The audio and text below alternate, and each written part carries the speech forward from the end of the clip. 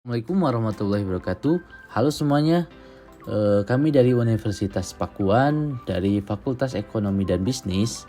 Di sini kami akan menjelaskan mengenai materi dari riset operasi yang dosen pengampunya ialah Bapak Eka Patra.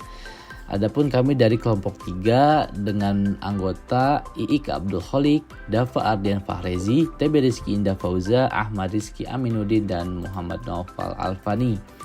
Di sini kami akan menjelaskan mengenai materi tabel simplex untuk primal simplex. Sebelum kita jauh membahas mengenai materi tabel simplex untuk primal simplex, kita akan sedikit menyinggung mengenai pengertian tabel simplex. Kira-kira di sini ada yang tahu tidak tabel simplex itu apa? Nah, yang belum tahu simak video ini ya. Jadi, tabel simplex yaitu metode matematika yang digunakan untuk menyelesaikan masalah optimasi linear. Pada dasarnya tabel simplex ini tabel yang menyampaikan informasi mengenai variabel dan batasan dalam sebuah masalah optimasi linear serta menghitung nilai optimal dari fungsi objektif. Selanjutnya kita akan membahas mengenai contoh soal dari materi yang kita jelaskan, yaitu sebuah perusahaan PT Berdikari yang bergerak di bidang ekspor mebel memproduksi lemari dan rak buku menggunakan papan, kayu, dan juga waktu pengerjaannya. Kemudian setiap lemari membutuhkan 5 unit papan, 2 unit kayu, dan 4 jam pengerjaan. Setiap rak buku membutuhkan 2 unit papan, 3 unit kayu, dan 2 jam pengerjaannya. Kemudian perusahaan dapat keuntungan $12 untuk produk lemari dan $8 untuk rak buku. Tersedia 150 unit papan, 100 unit kayu, dan 80 jam pengerjaan. Pertanyaannya adalah berapa banyak produk agar keuntungan maksimum? Lalu selanjutnya kita jawab dari contoh soal yang tadi. Kita masukkan ke dalam variabel. Di sini variabelnya itu ada X1 dan juga X2. X1-nya itu lemari dan X2-nya rak buku. Untuk fungsi tujuannya yaitu max Z sama dengan 12 X1 ditambah 8 X2, dan fungsi kendalanya yaitu 5 X1 ditambah 2 X2 kurang dari sama dengan 150, 2 X1 ditambah 3 X2 kurang dari sama dengan 100, 4 X1 ditambah 2 X2 kurang dari sama dengan 80. Nah, X1 X2-nya yaitu lebih dari sama dengan 0. Sini ada bentuk standar. Bentuk standar di sini ada max Z sama dengan min 12 X1 min 8 X2 tambah 0 S1 ditambah 0 S2 ditambah 0 S3. Di sini ada kendalanya. Sini kendala kita ubah untuk memasukkan S1, S2, S3 dan diubah kurang dari sama dengan menjadi sama dengan. Nah, untuk X1, X2, S1, S2, S3 di sini itu lebih dari sama dengan 0. Lalu dari kendala-kendala yang kita dapat diketahui yang tadi, kita masukkan ke dalam tabel simplex. Di sini ada basic atau dasar. Ada Z, X1, X2, S1, S2, dan S3. Lalu di sini ada nilai kanan. Lalu di sini ada Z, X1, S2, S3. Untuk Z di sini ada 1, min 12, min 8, 0, 0, 0, 0. Dan nilai kanannya juga 0. Lalu ada S1, di sini Z0, X1-nya 5, X2-nya 2, S1-nya 1, S2-nya 0, S3-nya 0, dan nilai kanannya 150.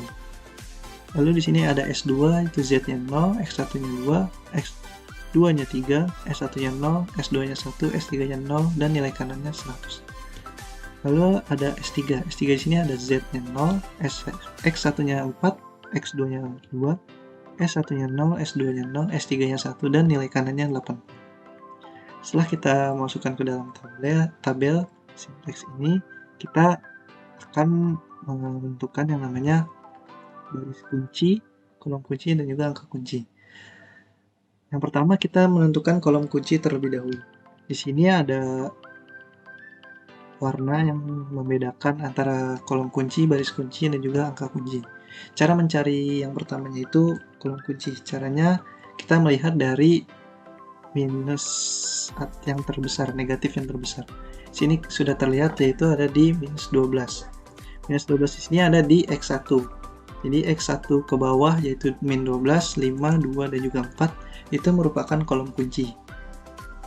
Setelah kita mengetahui kolom kunci, lalu kita menentukan yang namanya baris kunci. Baris kunci di sini yang berwarna hijau. Cara menentukan baris kunci yaitu nilai kanan dibagi dengan kolom kunci.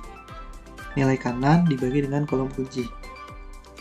Untuk nilai kanan dari Z 0, nilai kanan S1 yaitu 150, nilai kanan S2 yaitu 100, dan nilai kanan S3 yaitu 80. Untuk di kolom rasio ini adalah hasil pembagian dari nilai kanan dibagi dengan kolom kunci. 0 dibagi 0, 0, 150 dibagi 5, 30, 100 dibagi 2, yaitu 50, dan 80 dibagi 4, yaitu 20.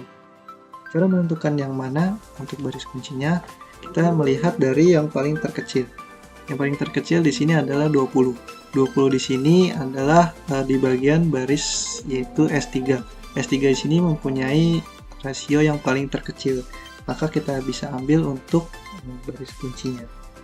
Lalu selanjutnya ada angka kunci. Angka kunci di sini merupakan perpotongan dari kolom kunci dan juga baris kunci.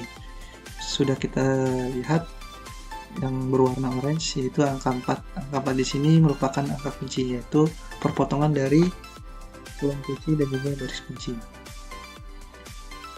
Selanjutnya kita ubah dari S3 ke X1. Kenapa X1? Karena X1 di sini merupakan variabel masuk dan S3 di sini adalah variabel keluar. Jadi jika ada variabel yang keluar, maka ada variabel yang masuk atau update variabel. Di sini kita bisa lihat S3 di sini ada 0, 4, 2, 0, 0, 1, dan juga nilai kanannya 80. Itu dibagi dengan 4 angka kunci. Angka kuncinya tadi 4. Jadi 0 dibagi 4, 0, 4 dibagi 4, 1, 2 dibagi 4, 1 per 2, 0 dibagi 4, 0, 0 dibagi 4, 0, 1 dibagi 4, 1 per 4, 80 dibagi 4 sama dengan 20. Lalu kita masuk ke nilai S2. S2 di sini nilainya itu X1-nya ada 2, kurang 2 kali 1 sama dengan 0. X2-nya 3, kurang 2 X1 kali 2 kali setengah sama dengan 2. S1 sama dengan 0, 2 kali 0 sama dengan 0, 1 kurang 2 kali 0 sama dengan 0. S3-nya 0, 2 kali 1 per 4 sama dengan min 1 per 2, dan nilai kanannya 100 dikurang 2 kali 20 sama dengan 20. Nah, untuk nilai S2-nya ini, setelah kita mengetahui X1-nya ini hasil dari X1 yang 0, 1, 1 per 2, 0, 0, 1 per 4, 20, masukkan ke dalam perkalian dari nilai S2 dengan mendapatkan hasil 0, 2, 0, 0, min 1 per 2, dan juga 60. Nah, untuk selanjutnya setelah S2 itu kita hitung S1-nya juga. S1-nya di sini ada 5, 2, 1, 0, 0. 5 dikurang 5 kali 1, 2 dikurang 5 kali 1 per 2, 1 dikurang 5 kali 0, 0 dikurang 5 kali 0, 0 dikurang 5 kali 1 per 4. Dan nilai kanannya itu 150 dikurang 5 kali 20. Dan mendapatkan hasil yaitu 0, min 1 per 2, 1, 1, min 5 per 4, dan juga 50. Untuk nilai Z-nya sendiri di sini ada X1 min 12 min 12 kali 1, min 8 min 12 kali setengah, 0 dikurang min 12 kali 0, 0 dikurang min 12 kali 0, 0 dikurang min 12 kali 1 per 4, dan nilai kanannya yaitu 0 min 12 kali 20, sehingga mendapatkan hasil 0, min 2, 0, 0, 3, dan juga 240. Baik, di bagian tabel iterasi 1 ini kita bisa lihat bahwa di bagian X1 sudah tidak ada minus lagi. Tetapi di bagian X2 masih ada minus. Maka kita harus ubah ke dalam positif. Kenapa X2 menjadi bagian kolom kunci? Karena rumus kolom kunci adalah nilai minus yang tertinggi di bagian fungsi Z. Maka untuk saat ini yang paling tertinggi minusnya adalah di bagian X2. Dan dalam menentukan baris kunci, kita harus membagi nilai kanan dengan kolom kunci. Dan ditentukanlah hasil yang paling kecil positif di antara yang lainnya. Dan kita bisa lihat bahwa S2 merupakan nilai kanan rasio yang paling terkecil di antara yang lainnya. Kemudian untuk angka kuncinya adalah 2 karena merupakan titik potong antara kolom kunci dan baris kunci. Kemudian ini adalah beberapa perhitungan dari tabel sebelumnya yang lebih rinci. Kenapa S2 juga diganti dengan X2? Karena X2 merupakan variabel masuk, sementara S2 merupakan variabel keluar. Kemudian ini adalah rincian alur perhitungannya seperti 0 dibagi 2 sama dengan 0, 0 dibagi 2 sama dengan 0, 2 dibagi 2 sama dengan 1, 0 dibagi 2 sama dengan 0, 1 dibagi 2 sama dengan 1 per 2, min 1 per 2 dibagi 2 sama dengan min 1 per 4, 60 dibagi 2 sama dengan 30. Dan untuk nilai X1-nya adalah X1 sama dengan 1 min 1 per 2 dikali 0 sama dengan 1, X2 sama dengan 1 per 2 dikurangi 1 per 2 dikali 1 sama dengan 0, S1 sama dengan 0 dikurangi 1 per 2 dikali 0 sama dengan 0, S2 sama dengan 0 dikurangi 1 per 2 dikali 1 per 2 sama dengan min 1 per 4, S3 sama dengan 1 per 4 dikurangi 1 per 2 dikali min 1 per 4 sama dengan 3 per 8. Untuk nilai kanannya adalah sama dengan 20 dikurangi 1 per 2 dikali 30 sama dengan 5.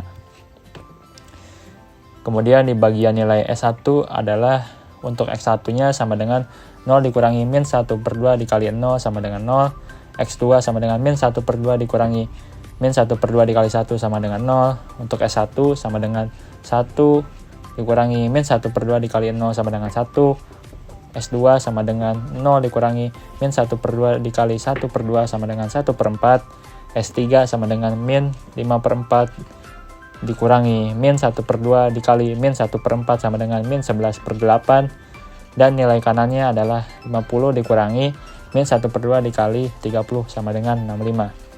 Dan untuk nilai Z-nya adalah untuk X1 sama dengan 0 dikurangi min 2 kali 0 sama dengan 0, X2 sama dengan min 2 dikurangi min 2 kali 1 sama dengan 0, S1 sama dengan 0 dikurangi min 2 dikali 0 sama dengan 0, S2 sama dengan 0 dikurangi min 2 dikali 1 per 2 sama dengan 1, S3 sama dengan 3 dikurangi min 2 dikali min 1 per 4 sama dengan 5 per 2. Dan untuk nilai kanannya adalah 240 dikurangi min 2 dikali 30 sama dengan 300. Nah, di sini adalah tabel akhir yang dimana adalah hasil yang sudah optimal karena di bagian Z-nya sudah tidak ada nilai negatif lagi, tidak seperti sebelumnya. Sebelumnya kan X1-nya di bagian Z-nya ada yang minus dan juga X2-nya juga ada yang minus di bagian Z-nya. Kemudian di bagian kesimpulan yaitu X1 sama dengan 5 unit banyaknya lemari, X2 sama dengan 30 banyaknya rak buku, S1 sama dengan 65 unit papan atau kendala satu yang berlebih. Untuk Z sama dengan 300 US dollar yaitu labanya. Jadi nilai Z tidak ada yang negatif, maka bisa diartikan sudah optimal. Jadi untuk mencapai pendapatan maksimum yaitu 300 US dollar, maka banyaknya lemari yang harus terjual sebanyak 5 unit dan rak buku sebanyak 30 unit. Kemudian di sini ada beberapa bukti yaitu fungsi tujuan yang dimana rumusnya Z sama dengan 12 X1 plus 8 X2, untuk turunannya 12 dikali 5 plus 8 kali 30 sama dengan 300. Ini untuk labanya. Kemudian untuk papan di sini ada 5X1 plus 2X2 lebih kecil dari 150.